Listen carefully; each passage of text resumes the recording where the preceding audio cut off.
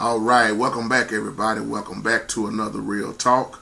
May the Most High bless you. I pray all is well with everybody as we give the Most High all the honor, the glory, and all the praise. My title now says, Appointing the Right Musicians. Appointing the right musicians. We got another hot topic here. And I want to do this video with this robe on. I remember when people used to wear robes. It's not too many people that wear robes no more. But I want to say this too. Putting on a robe don't make you holy. You know, it ain't about what you have on.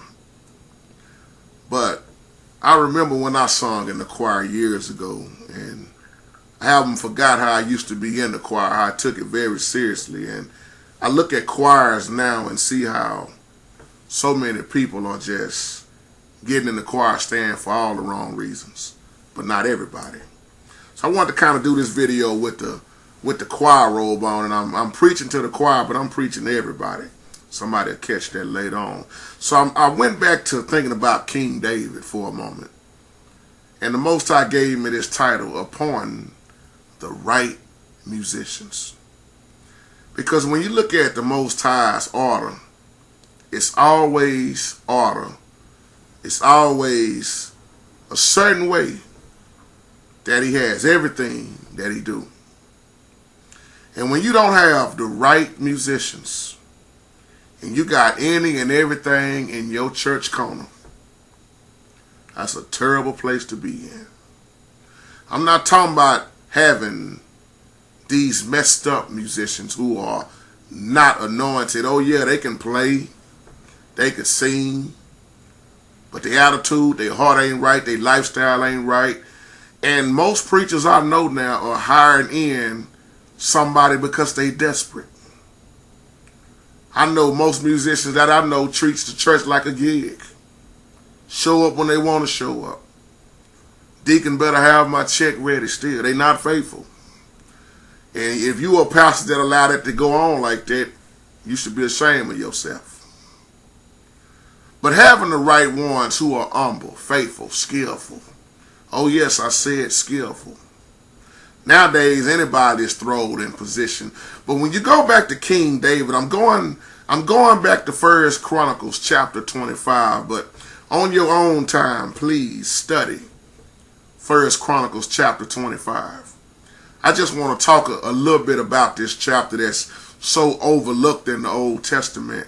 Because in chapter 25 of 1 Chronicles, this is where King David assigns the temple musicians and give them their duties on what they're going to do and how they're going to do it. And we all know from studying that King David was a skillful man. That man could kill, he could sing, he could write poetry. He was very talented. He could play. You name it, David was good at it. So imagine how many haters that David probably had. He wasn't a perfect man, but one thing I liked about David, David would perfect what he done in his life. None of us are perfect. Yes, he messed up just like all of us messed up. But the thing that made David so close with the Most High and after his own heart was that David was a man who truly repented, turned away from, and never done. You never read about David committing the same sin. We do all the time. And we call it repent. Lord, I'm sorry, I won't do it no more. You know, forgive me. And turn around and do it in the same night. Same day, whatever your sin may be. We have to learn to truly turn from and never do again. So when you think about this, appointing the right musicians, when you read 25, you will see that order. Who was under whose direction? Who played, who sung, who was in charge. See, and what I liked about in the Old Testament, it wasn't like what you see nowadays. All this entertaining. You got to have a pump man to pump you up, or a praise team leader, praise team woman, the man to get you pumped up to praise the Most High. Where did all this stuff come from? Hey, it wasn't in the Bible. David didn't need a hype man. He was a worshiper. So that means his lifestyle was way more important. He lived it. He didn't need somebody to tell him to stand on his feet and they gonna run around and jump and hop and skip and all that and tag team and high clap somebody. No, David was a true worshiper, so he worshiped the Lord. He meditated on the Father. Order is what's missing in most churches. When you read 1 Chronicles chapter 25, you'll read about a man named Heman, Asaph. These men, what's the other guy? Jeduthun. These men was men in order. David had I always like to say he had a male choir of 288. Some say it was probably more than that. But when you read about Heman and Asaph, Asaph had 4 sons who could play music. Jeduthun had 6 sons that could play and sing praises to the Most High. Heman had 14 sons. 14. And he was one of the king's prophets. So our Father, the Most High, honored Heman by giving him 14 sons and 3 daughters. His sons were under his direction. They played the cymbals, we could say, the harps, the stringed instruments during a time of worship. And check this out, they knew when to play and they knew when to stop playing. See, when the Most High put it together, he put the right people for the job. Now, you can choose to mess up just like King Saul did, but when the Most High line you up with the right people, it's a done deal. It's order. These 288 men, the Bible called them all skillful. Every last one of them. If you read in verse 7 of chapter 25, it says they all were skillful musicians. And when you are skillful, brothers and sisters, that means you know your craft. That means you done been trained. That means you are practicing. You are studying. You are trying to be the best that you could be, whether you on a piano, guitar, or directing or singing. You are skillful, and you done learned how to do some magnificent things. When you are a skillful piano player, you are not a transposing piano player. Uh-oh. I just lost about 13,000 musicians by saying that, but I love you. When you are skillful, you don't cheat your way through. When you are a skillful director, a skillful singer, you take your time and you go home and practice as much as you can. That way, when you do go to church, you really have something to present. You don't just throw something together and then present that to the Most High and call that praising and worshiping. These men were skillful. They spent time on their craft. Countless hours of singing and playing. See, David wasn't just throwing people up there because they could play and sing. I wish somebody could hear what I'm saying here. The music had to be right. Uh-oh. The songs had to be right. So if you have the right musicians, you're going to have the right songs. I hope somebody catch where I'm going with this. Nowadays, it's all about the beat. They done forgot about the lyrics, most people. Not everybody. But it's all about, man, you hear that. Y'all know y'all doing that new such and such at y'all church. Man, that music going hard. That music is off the chain. The music is this, the music is that. But what's going on? What's the lyrics? Who getting delivered? Who coming to the Most High? What's really going on in this music now?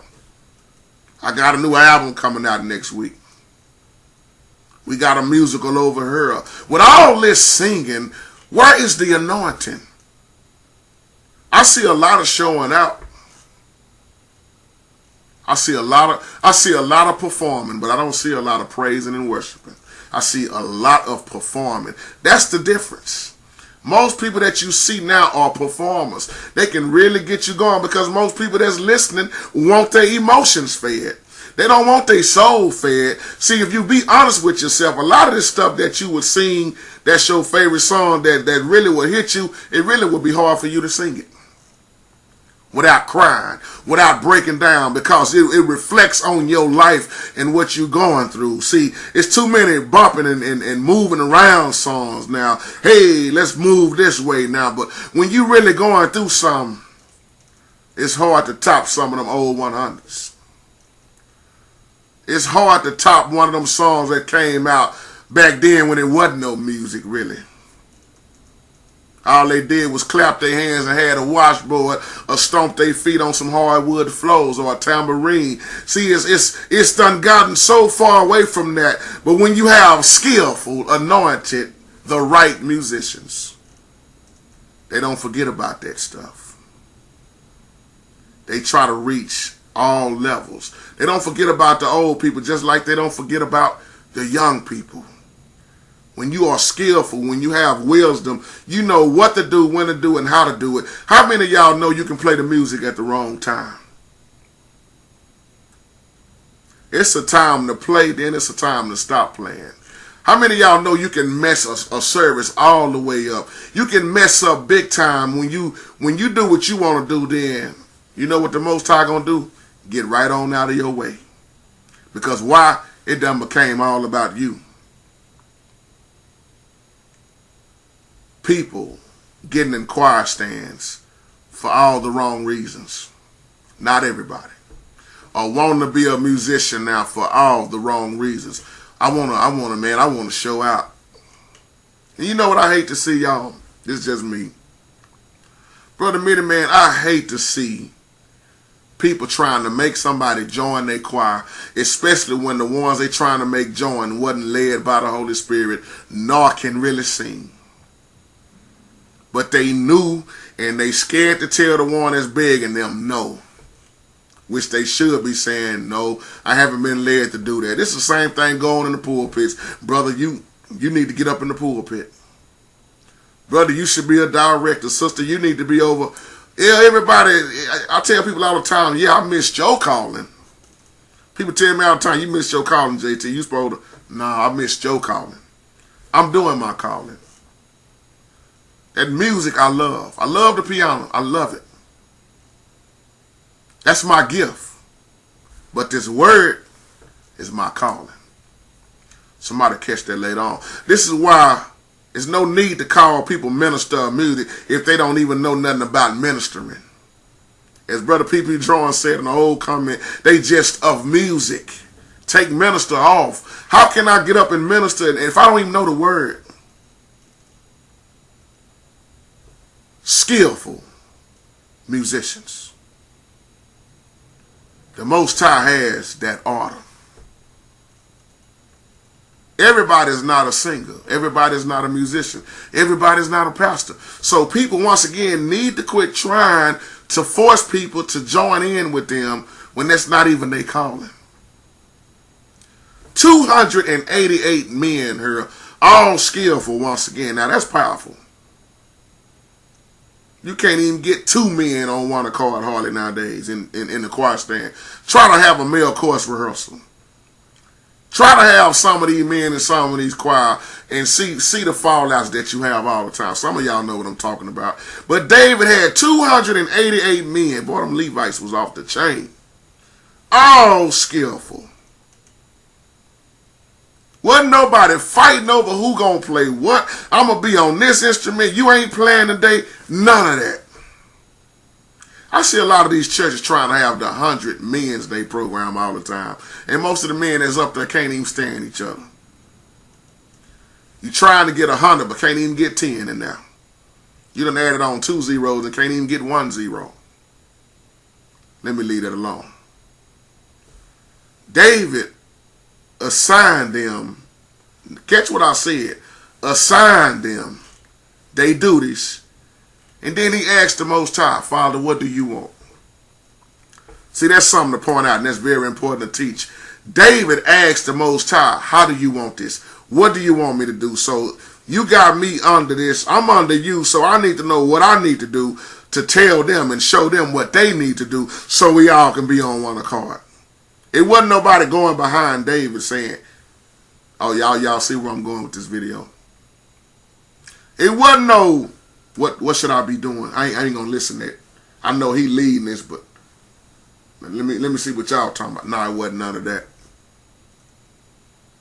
Kind of like in a choir stand when the choir director is teaching parts, or if the minister of music is teaching parts, whoever's teaching part, you always got those ones in the choir stand looking for somebody else to tell them what they know is. I don't think he teaching it right. I don't think she teaching it right. What you hitting right there? And then everybody start talking and it's just getting louder and louder. Then somebody got to say, y'all shut up and pay attention. I'm the one teaching the parts. Order. That's the whole point of trying to be there to get it right. I hope I can get a lot of musicians and choir members and even pastors to look at this video, because I know it's a little different the way I'm doing it, but this is the way the Most High laid it out for me. Though I got on the choir robe, but this robe don't mean nothing to me. It's behind the robe. It's behind my clothes, my heart. Most people now, when they do put on a robe, they feel so powerful. Is it really something wrong with that or not? It's each to their own. But if we don't have on no robes, we ain't doing it. Just like a lot of preachers, I see they won't preach unless they got a fancy looking robe on. It's got to have a design on it. Or most preachers now got to have on the suits and the gaiters. But just to get back on this before I try to wrap this video up, David once again asked the Father, what do you want? So that means that everybody out there was responsible for their part. Whether they was old or whether they was young, whether they was a teacher or a student, they all knew what they supposed to have been doing. They knew their position. Now that's some show enough order right there. The musicians, they was all divided into 24 groups of 12. That's amazing, y'all. Each group went by the name of their family leader, which probably was the male last name. What's 24 times 12? 288. Musicians being divided into 24 groups of 12. 24 groups of 12. 288 men. Now let's point this out. If you study this very closely, have you noticed in this chapter, singing the praises of the Most High is called prophesizing? Uh-oh. I might need to do a part 2, Brother P.P. John, just to teach off that alone, because so many people think prophesying, well, they become the prophet. Got a new word for them every time I see him. Most people don't have a clue on what prophesying really is. It's teaching. A prophet shouldn't always have a new word. As a matter of fact, really, what does these prophets know nowadays that you don't know? Let me leave it alone. Let me leave that alone. That's a whole nother video. But in this chapter, singing the praises of the Most High is called prophesizing. It wasn't talking about laying hands, nor speaking in tongues, or telling something new. It wasn't even a warning. But singing was called prophesizing in verse 7. I believe it was verse 7. Those psalms they sung were composed by the prophets. Who was Heman? He was a prophet. That's awesome. All these men were under the supervision of their fathers for the music of the temple of the Most High. That means their fathers had to be right. Their fathers had to be in order with the Most High. They had to be on one accord with each other. Man, I wish we could get men like this on one accord all the time without no division, without no excuses, without no hating. We would turn this world upside down if it would be like that, but it's not like that. So I said all that to say this again. Appointing the right musicians. If you catch what I'm saying, when you appoint the right musicians, not only will your music come out right, not only will the worship be right, but your life will be in order. What is worship again, Sister B. Jackson? Your lifestyle. So these men, now you talking about a Men's Day program, There it is right there. 288 skillful, powerful men knowing their position and being in order and not running over each other. That's powerful. Appointing the right musicians. Y'all have a wonderful, blessed day.